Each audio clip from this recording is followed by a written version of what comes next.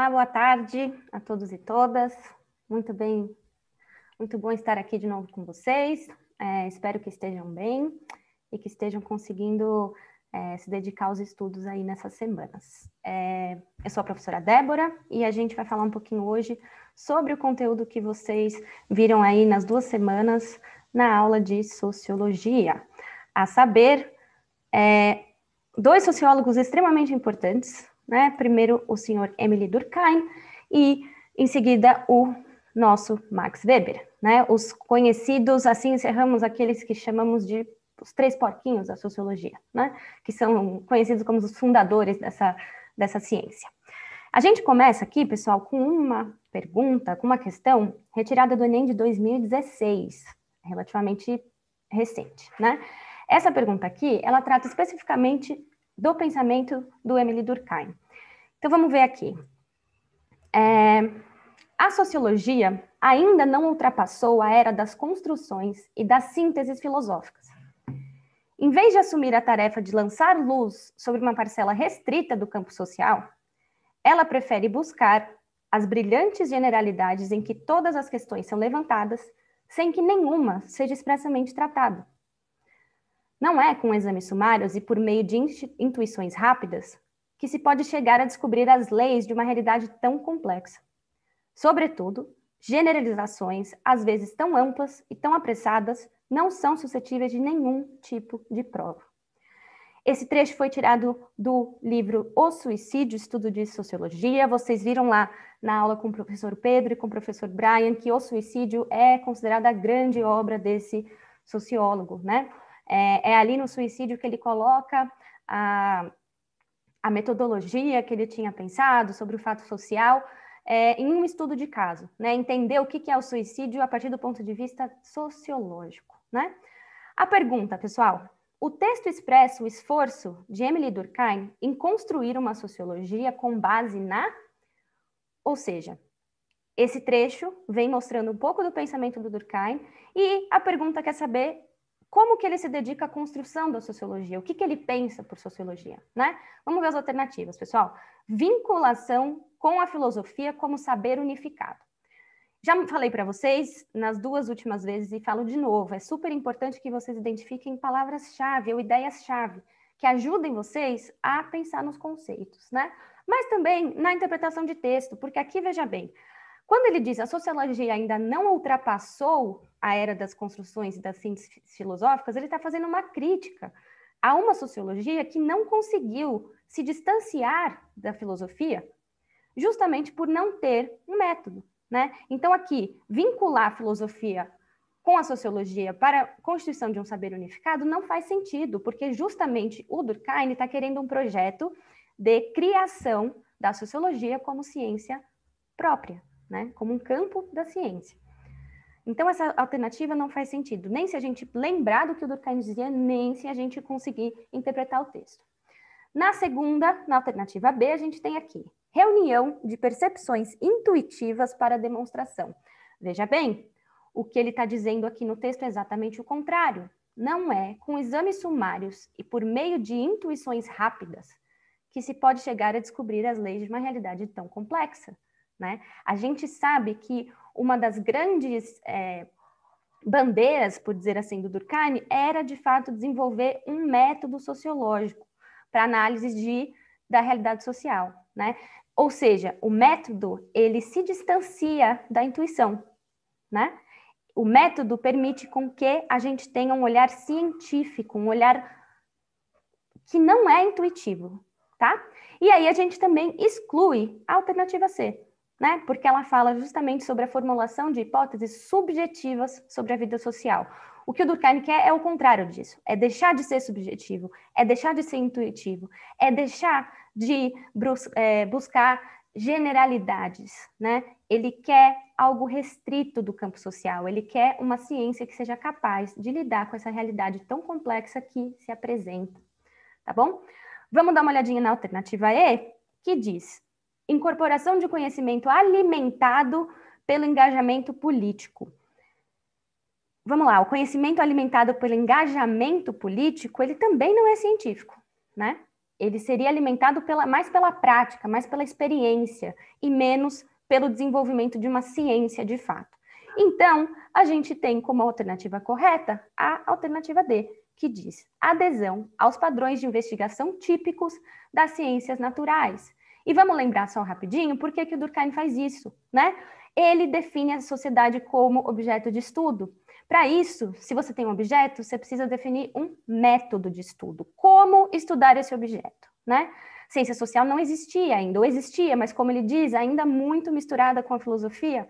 O que ele propõe? Um método que olhe para a sociedade, assim como as ciências naturais olham para os seus objetos de estudo, né? Ou seja, ele enxerga a sociedade como um organismo vivo. E, portanto, esse método sociológico que ele desenvolve tem muita influência das ciências naturais, que eram as ciências ali da época que já tinham métodos, né? Ou seja, se ele está buscando o método para uma ciência que ele está querendo, acho que a gente pode pensar que ele se apoia ali nos que ele já tem, né? Justamente porque traz essa visão que não é subjetiva, que não é intuitiva, mas sim objetiva e científica, tá? Lembrando que o Durkheim é um daqueles que se esforça para fazer a sociologia ser reconhecida como uma ciência própria. Tudo bem? Como é que estamos? Alguma dúvida, alguma questão? Tudo bem, Pro. Deu para entender bastante. Ótimo. Muito bem. Então, é importante aí lembrar dessa ligação entre o Durkheim e o método sociológico, né? O próximo que a gente vai dar uma olhada, pessoal, é o Max Weber. Vocês tiveram aí algumas aulas sobre o Max Weber para assistir essa semana, né? O Max Weber é um sociólogo alemão, né? Um pensador alemão que traz a discussão sobre a racionalidade como um dos seus objetos de estudo. No Enem de 2015, a gente tem essa questão aqui, que diz o seguinte: a crescente intelectualização e racionalização não indicam um conhecimento maior e geral das condições sobre as quais vivemos. Significa a crença que, se quiséssemos, poderíamos ter esse conhecimento a qualquer momento. Não há forças misteriosas incalculáveis. Podemos dominar todas as coisas pelo cálculo. Esse trecho foi retirado ali de um livrinho chamado Max Weber, Ensaios de Sociologia, mais do ensaio que o Weber escreve, chamado A Ciência como Vocação, tá? Vamos dar uma olhadinha na questão. Tal como apresentada no texto, a proposição de Max Weber a respeito do processo de desencantamento do mundo evidencia, e aí as alternativas. Vamos pensar um pouquinho. O Weber, como vocês viram nas aulas do professor Pedro, fala sobre esse processo de racionalização, né? Ele vai, claro, conectar isso com a ética protestante, que é a nossa próxima questão, mas ele está dizendo o seguinte: existe uma crença, né? Algo que a gente realmente crê é que a gente pode conhecer tudo que a gente quiser. Né? E o que ele diz aqui é o seguinte: não é que a gente conhece, mas que a gente pode. Tudo é possível, né? E aí o que acontece? O que isso tem a ver com desencantamento do mundo, né? Literalmente, se a gente pegar aqui a palavra desencantamento, é tirar o encantamento. Encantamento aqui não no sentido de, nossa, que coisa legal, né? Mas encantamento no sentido mágico mesmo, né? O que ele quer dizer com desencantamento do mundo? Ele diz que na modernidade existe uma substituição do pensamento mágico religioso pelo pensamento que é centrado na ética. Tudo bem? Ou seja, quando ele diz aqui, podemos dominar todas as coisas pelo cálculo, ele está querendo dizer que a explicação dos fenômenos, do que acontece no nosso mundo, tende a se deslocar das forças ocultas, dessas forças misteriosas que a gente não tem nenhum controle sobre, para a ciência.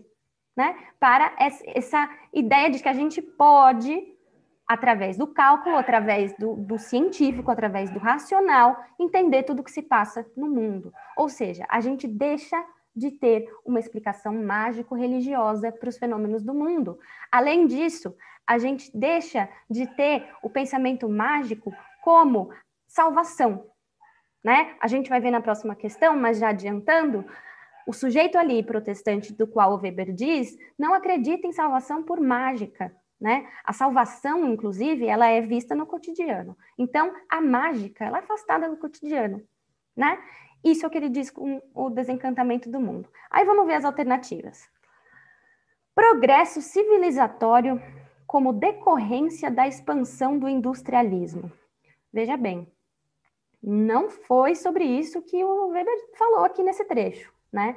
Ele não está dizendo sobre progresso civilizatório, muito pelo contrário, ele diz sobre uma crescente intelectualização e racionalização. Isso não necessariamente está ligado com o progresso da civilização, que é outra ideia, né?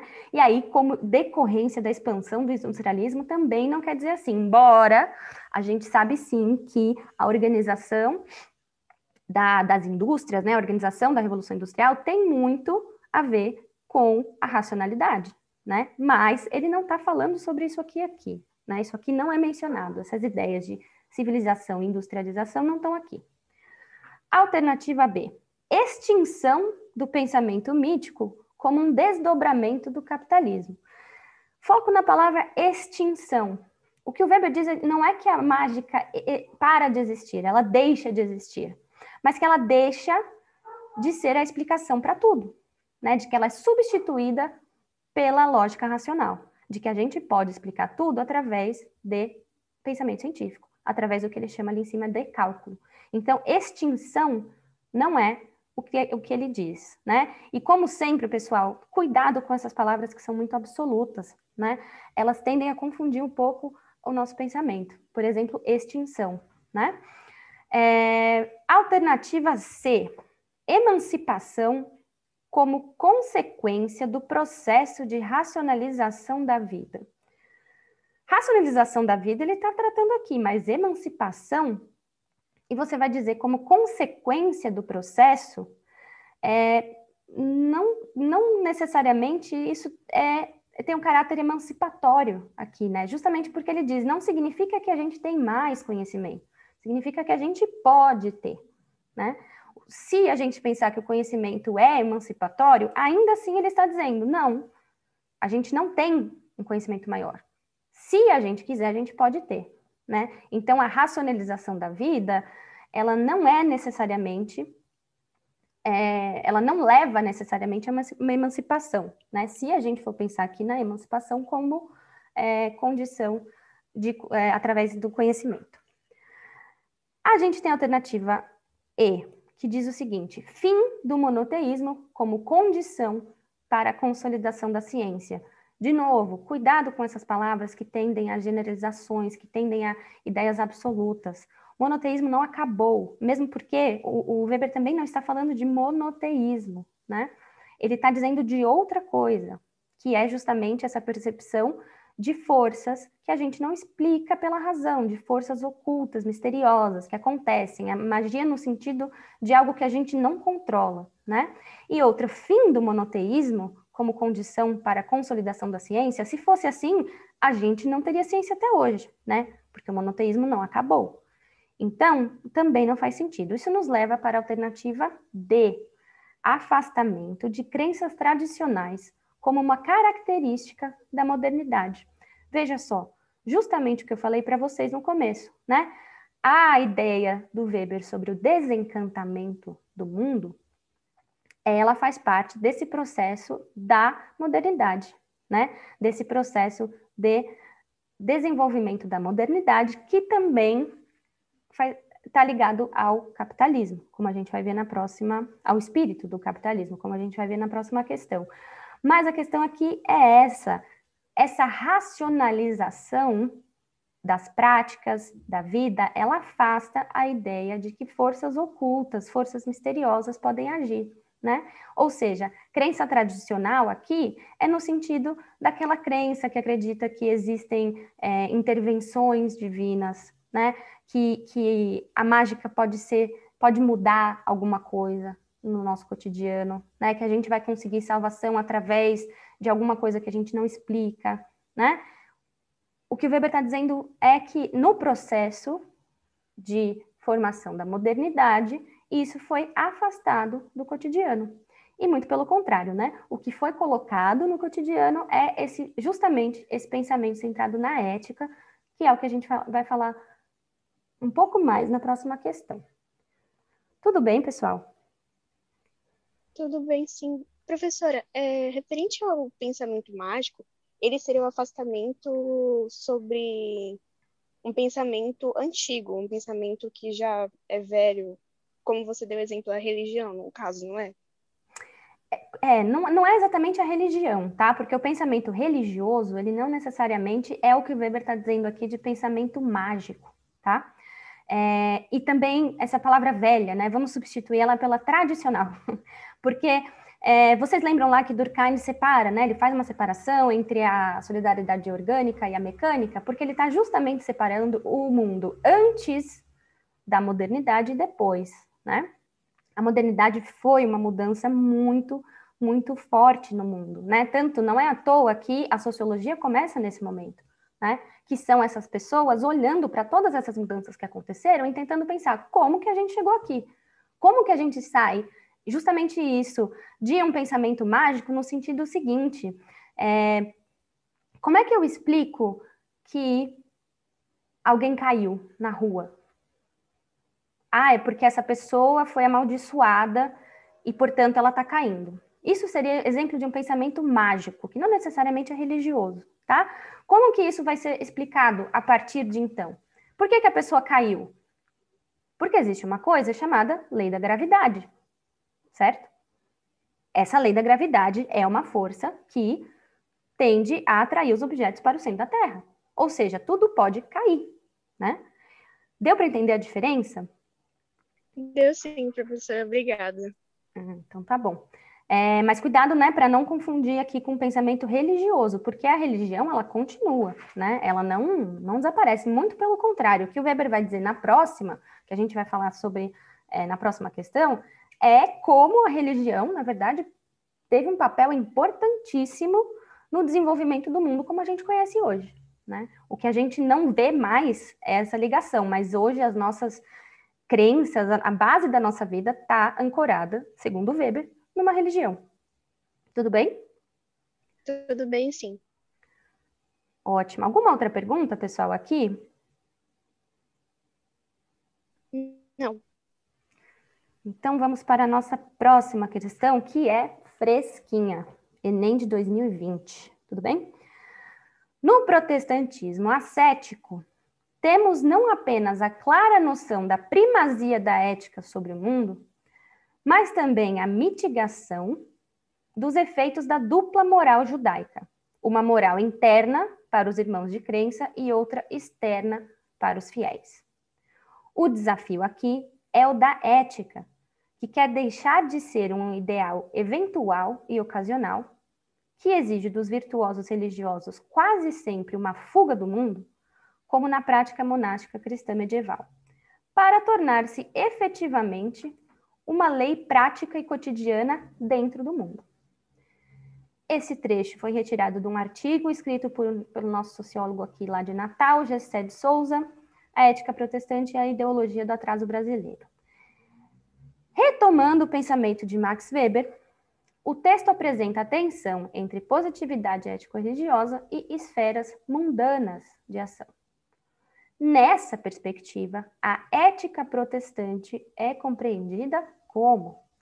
E aí vamos lembrar, eu comentei com vocês na semana passada, na semana retrasada, que eu acho super importante vocês irem fazendo mapas conceituais, né? Vocês irem colocando os conceitos que vocês vão aprendendo e fazendo ligação entre eles, não é? Ética protestante é um desses, né? Esse nome, do jeito que ele tá, ele nos remete ao Weber, né? E não só ao Weber, como ao nome do principal livro do Weber, que vocês viram lá com o professor Pedro, que é justamente a Ética Protestante e o Espírito do Capitalismo. Tudo bem? E vamos lá, então, às nossas alternativas. Vinculada ao abandono da felicidade terrena. A ética protestante é compreendida como vinculada ao abandono da felicidade terrena? Não. Vamos lembrar um pouquinho o que é ética protestante? Protestantismo, principalmente o calvinismo, como vocês viram com o professor Pedro, que é o que o Weber fala nesse livro, muito bom, aliás, recomendo muito, é um livro maravilhoso. Diz o seguinte, existe uma ideia de vocação, né? Existe uma ideia de vocação que traz o trabalho como um meio em si. E mais do que isso, existe também a teoria da predestinação, ou seja, a gente nasce predestinado a alguma coisa. E como que a gente vai saber se a gente está cumprindo com a nossa vocação e com a nossa predestinação? Como é que a gente vai saber se Deus, já que Ele escolheu um caminho para a gente, se a gente está trilhando esse caminho? Gente, é justamente através da felicidade, né? A felicidade é uma das coisas que mostra para nós que a gente está no caminho certo. Né? Não só a felicidade, também como o lucro, né, que a gente vai ver. Mas a felicidade faz parte, né? É justamente a ideia de que você pode sim ser feliz no mundo, porque a felicidade é uma consequência do seu trabalho e uma evidência de que você está seguindo o que Deus preparou para você. Tudo bem? Então, não existe um abandono da felicidade terrena, muito pelo contrário, né? A felicidade terrena, visto, claro, dentro da ética ascética, é um sinal de que está tudo certo, de que você está seguindo os planos que foram feitos para você por Deus. Contrária aos princípios econômicos liberais. Não.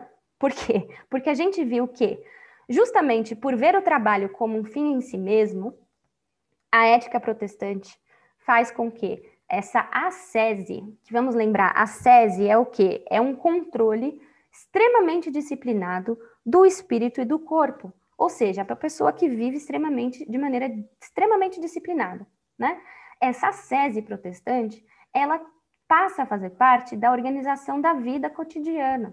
Então, não tem mais uma ideia de que você trabalha só até conseguir o que você precisa. Não, você trabalha o quanto você conseguir, para você conseguir acumular, né? Você tem hora para almoçar, você tem hora para acordar, você tem que praticar exercícios para o seu corpo estar na sua melhor forma. É uma ideia de uma vida baseada muito na disciplina do corpo e do espírito, né? Isso facilita, né? Facilita não, mas combina muito com o que o Weber chama de espírito do capitalismo, né? Que é, sim, olhar para o trabalho como um fim em si mesmo. É sim você trabalhar, você conseguir organizar racionalmente a sua vida para você ser mais eficiente, por exemplo, né? Aquela frase que a gente ouve muito, né? Tempo é dinheiro. Tem um tanto de influência aqui desse pensamento, né? Eu vou ficar metade do meu dia sem fazer nada, descansando, se eu posso fazer outra coisa? Não vou, né? Então, essa organização racional da vida cotidiana, ela combina muito com esse espírito capitalista, né? Que vê o trabalho como um fim em si só. Não mais sobre o que ele produz, o valor do que ele produz, mas como o trabalho, né? O trabalho dignifica, o trabalho organiza, tudo bem? E isso cai muito bem com os princípios econômicos liberais, né? Nem liberais, inclusive, porque o liberal está vindo depois, mas enfim, com o que a gente conhece aí como capitalismo. Promovedora da dimensão política da vida cotidiana. Não exatamente, né? Porque o que a gente está dizendo aqui é um modo de vida muito individual, né? Você não tem como garantir que todas as pessoas tenham a mesma vocação e tenham a mesma predestinação. Você tem que fazer a sua parte dentro da sua comunidade, né? Estimuladora da igualdade social como direito divino. Ora, Deus te coloca um plano e te coloca uma vocação, né? Cabe a você segui-lo. Isso quer dizer que as desigualdades, elas são explicadas justamente por aquela pessoa que não está se dedicando tanto quanto poderia ao seu trabalho, ou não está ouvindo sua vocação, não está querendo seguir a sua predestinação, né? Então, a igualdade social como direito divino não é aqui necessariamente a ideia, porque isso quer dizer que eu ouvi, eu estou seguindo o meu caminho e você não está. É por isso que a gente é desigual, né? Porque eu pratico a religião, eu controlo o meu corpo, eu durmo no horário certo e você não. Então, você é desigual, né? Você não é igual a mim, você não prospera porque você não se dedica o suficientemente ao trabalho, tudo bem? E a alternativa correta, que é a alternativa E, adequada ao desenvolvimento do capitalismo moderno, tá? Que lembra que eu falei para vocês, falou em ética protestante, lembre-se do espírito do capitalismo, né? Essa ligação é muito importante. Alguma questão? Não, ficou bem claro. Ótimo. Weber é muito importante para o Enem, tá, pessoal? Weber é um tema que costuma cair muito. Eu vou mostrar para vocês que nem sempre ele cai na prova de sociologia, né? Nem sempre vai estar escrito, estamos falando sobre a ética protestante.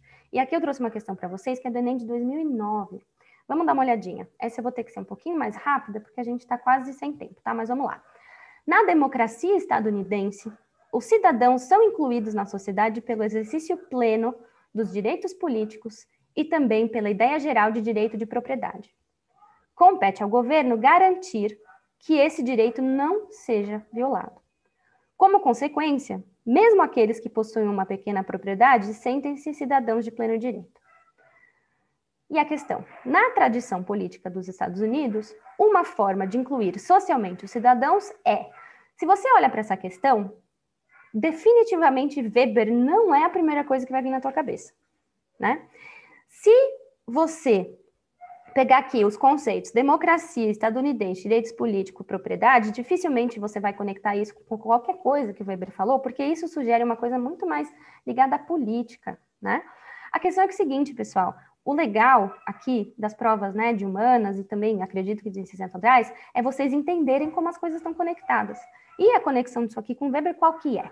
Quem que são os colonos norte-americanos? Quem são as pessoas que foram colonizar os Estados Unidos? Né, os primeiros ali a chegarem do outro continente, claro.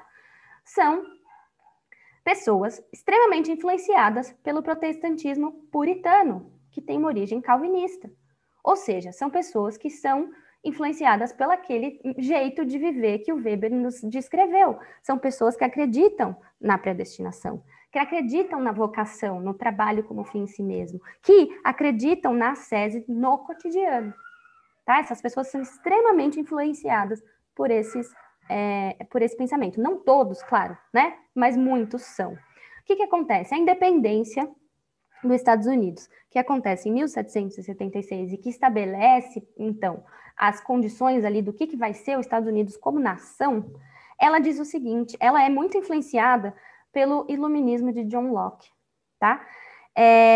John Locke, que é um pensador do século 17, que pode ser visto, né, por Weber, se a gente pensar no Weber, como um desdobramento do espírito do capitalismo, né? Ele era um filósofo iluminista, e o iluminismo é um desdobramento do que o Weber chama de espírito do capitalismo.